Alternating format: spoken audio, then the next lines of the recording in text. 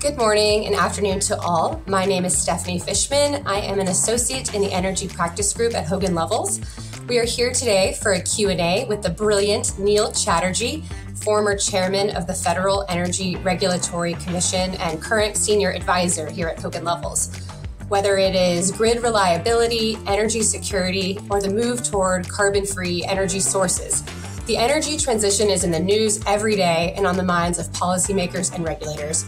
Our conversation today will focus on energy security and the clean energy transition, what policymakers are doing to address these issues, and what clients operating in these areas need to know.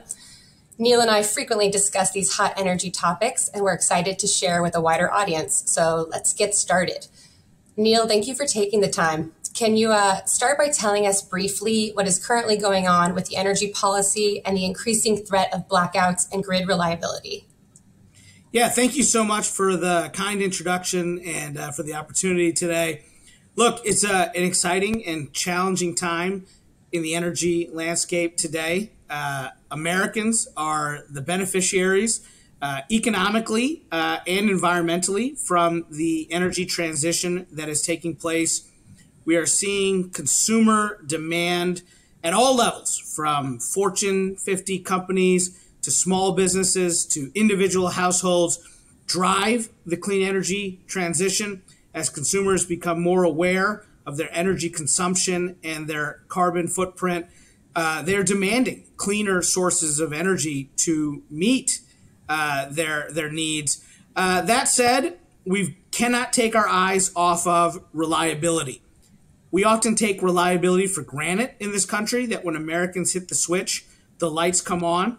And what we are seeing, particularly this summer, as we deal with really high heat in a lot of regions of the country, the grid is being tested, and there are potential electricity shortfalls that are arising. And energy policymakers, industry officials, consumers at all levels need to take seriously the need to balance the energy transition so that we can decarbonize while also maintaining reliability. Yeah, it sounds like blackouts are more than just a threat. So what are some of the biggest challenges you are seeing companies have to address as they work with policymakers and regulators to overcome some of these issues? Yeah, I think, companies are having to deal with a lot of pressure to generation shift, pressure coming from state level policies, from federal level policies, and investor pressure, board pressure, and consumer pressure. And in making these decisions, what I'm seeing is increasingly the choices that are being made around planning in our generation mix are not being made by engineers. They're being made by different actors, often cases political actors who may not have as deep a familiarity with the reliability needs of the system. And so I think it's really important that we just, work to recalibrate our approach to decarbonization to make sure that we do it without putting ourselves in a position where we're facing electricity shortfalls. What we're seeing in certain regions is that certain forms of generation, sources of generation that are necessary to maintain reliability are being prematurely retired before their replacements, their balancing resources, if you will, are ready to go and be deployed. And that is leading to some of these shortfalls that, whether or not blackouts and brownouts occur, even having to curtail power, having to turn the air down in the midst of a summer heat wave, or turn the heat down in the midst of a winter cold wave, can be really troubling for consumers. And so we just have to be really, really thoughtful in how we go about the energy transition.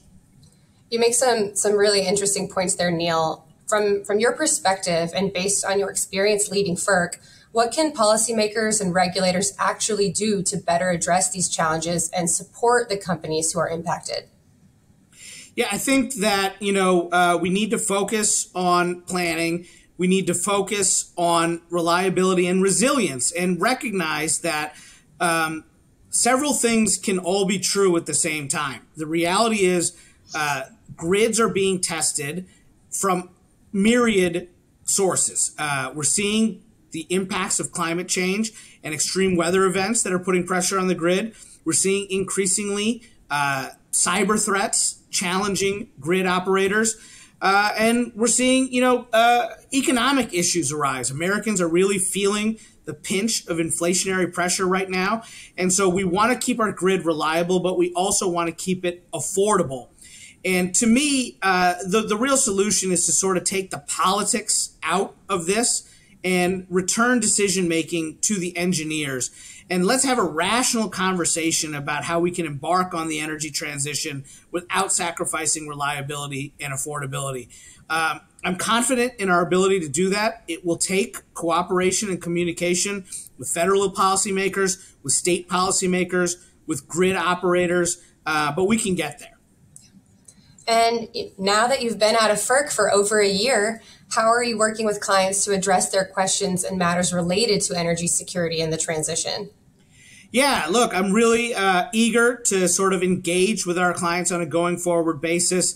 I did have a statutory cooling off period, so I wasn't able to directly engage with my former colleagues and staff at FERC. But now that that time has passed, I'm really looking forward to bringing my clients and the commission together.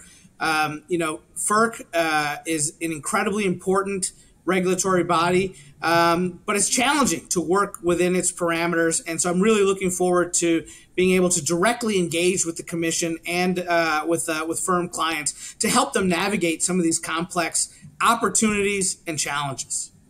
We're really excited for that too, Neil. Any final thoughts or insights on energy security, grid reliability that you think folks should know? Are there other trends that companies should be on the lookout for in the coming months or year? So we're just seeing the passage of, pretty significant federal legislation to address climate change. The U.S. government, for the first time, is making a significant investment to really incentivize and drive the deployment of cleaner energy resources.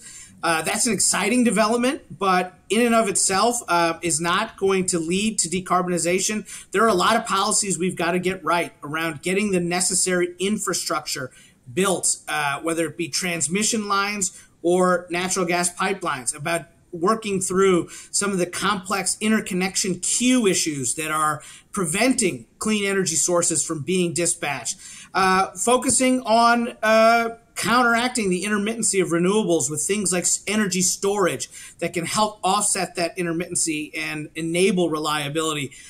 So many issues at play that it's an exciting and challenging time to be in the energy landscape. And I'm just thankful to be part of this group here at Hogan Lovells to help our clients tackle these incredibly complicated but potentially bountiful opportunities. Yeah, exactly. Thank you, Neil. This has been wonderful per usual. Thanks for taking the time to chat about these key issues in the energy industry, and I hope our listeners found it helpful. Thank you again for having me.